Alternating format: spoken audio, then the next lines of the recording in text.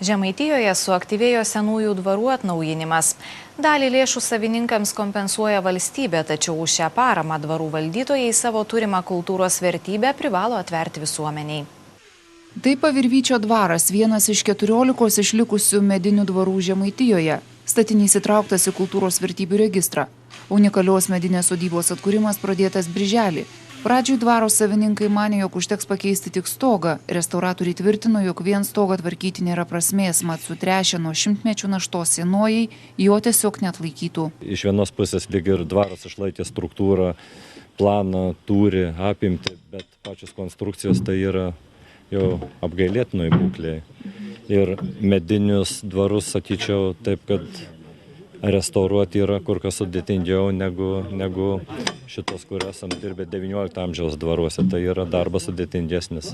Mediniai pastatai iš vis tokio laikmečio 18 amžiaus ar pradžios ar pabaigos, na 19 amžiaus, jie yra unikalūs, kad išliko ir jų vertė tikrai, sakyčiau, nekainuojama yra šiandieną.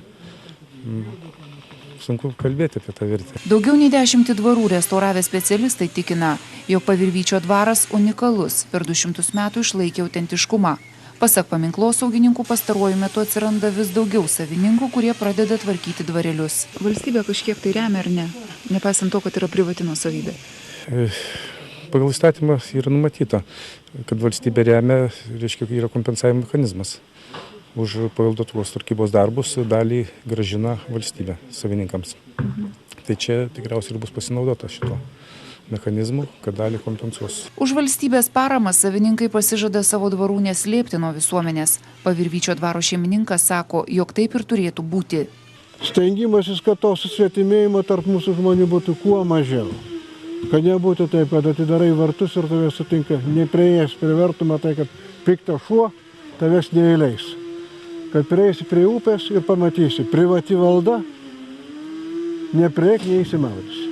Pavirvyčio dvaras, kaip ir visi didesni tarpukario Lietuvos žemvaldžių ūkiai, 1940-aisiais buvo nacionalizuotas. Sovietmečiu vadinamasis ponų namas, nors ir buvo pertvarkomas, tačiau išsaugojo autentiškumą.